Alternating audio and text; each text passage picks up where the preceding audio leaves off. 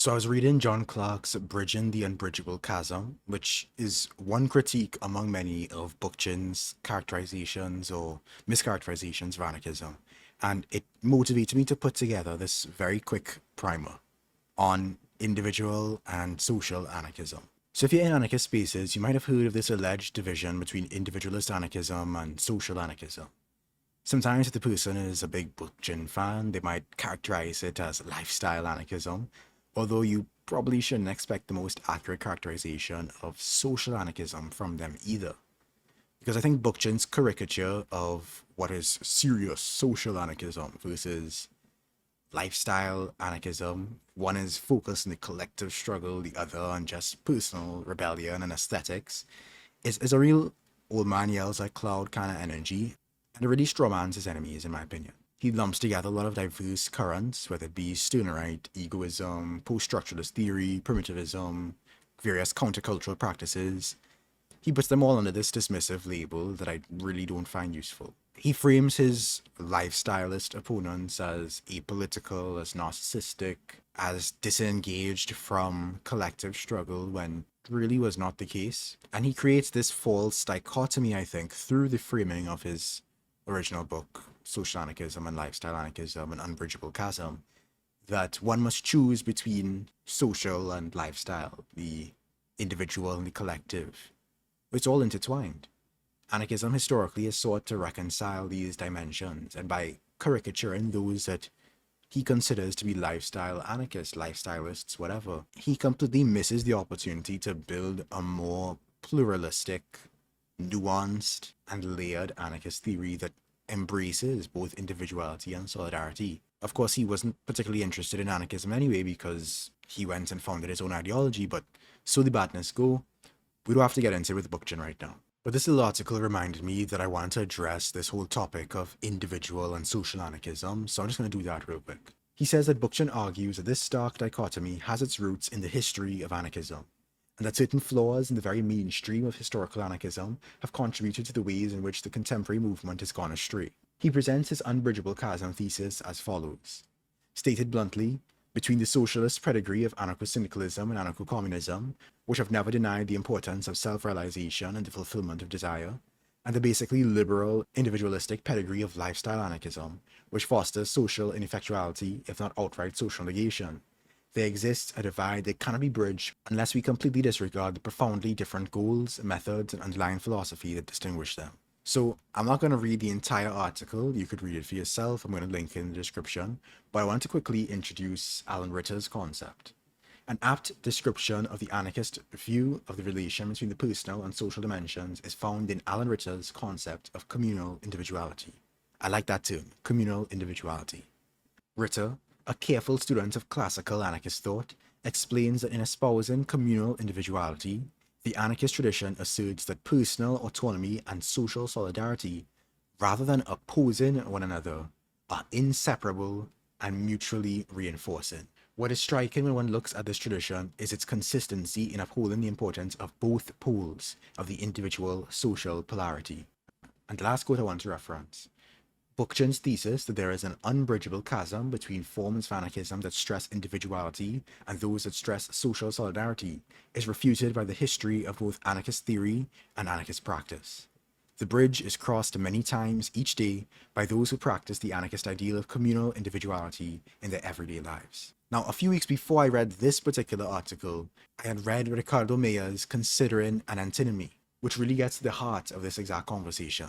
I've been working through articulating my anarchism without adjectives / synthesis, and so wrestling with those balances was already floating in my mind before I saw how Meyer put it. So I'll read some selected portions and then get into it. So he says that everything, facts, events, feelings, ideas, appears as if it had two faces, two opposite and irreducible terms.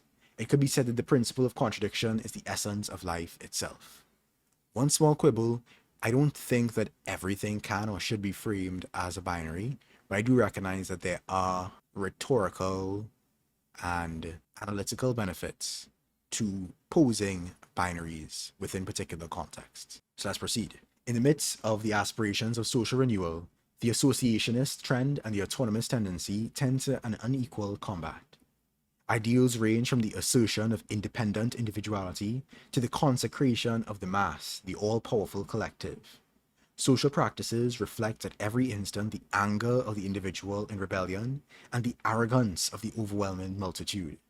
The antinomy, the contradiction, is flagrant between the conquered and the conqueror.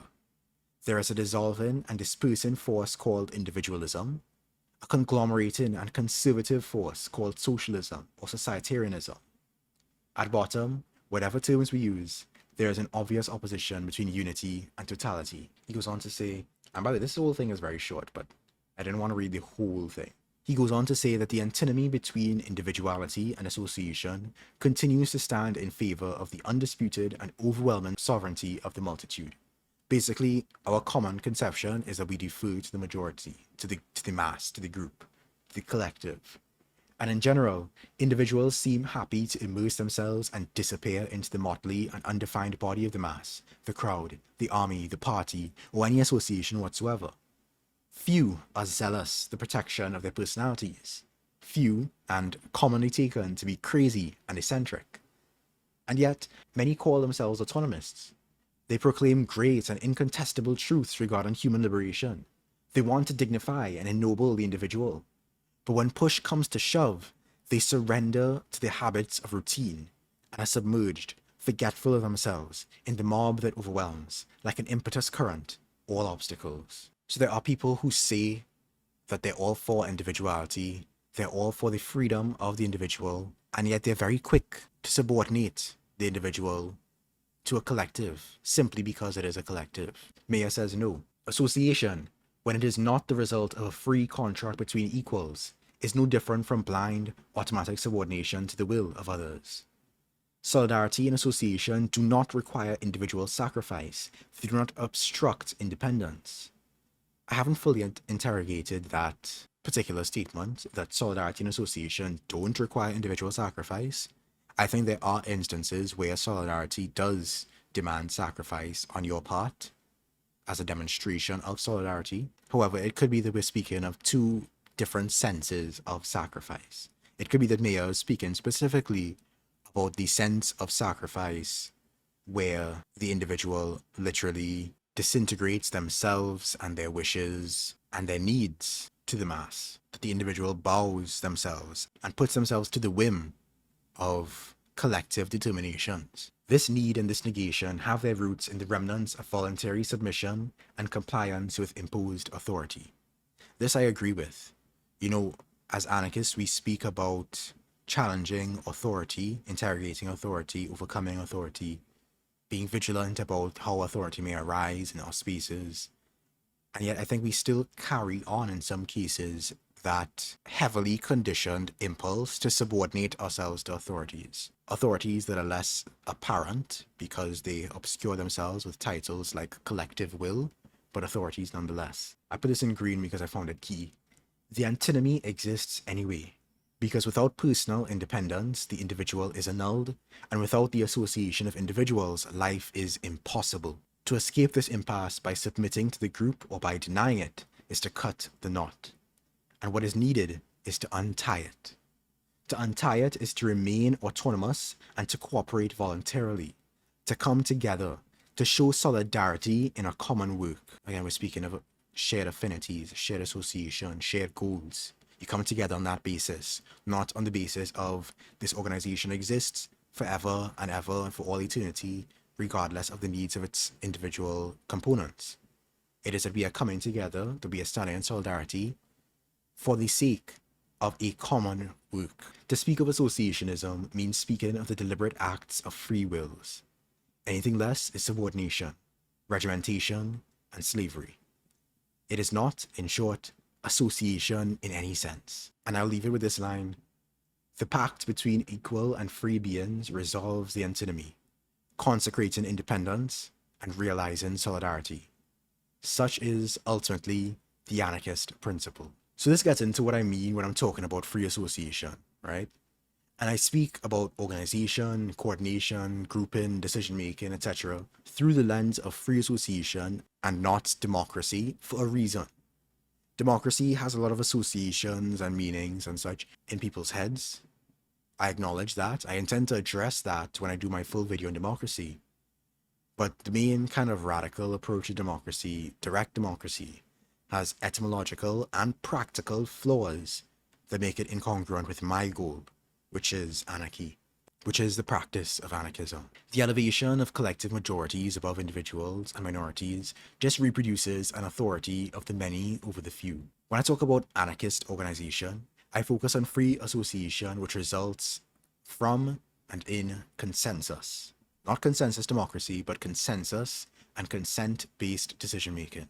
A focus on free consent-based association ensures that minorities aren't overridden by majorities. Each person retains freedom.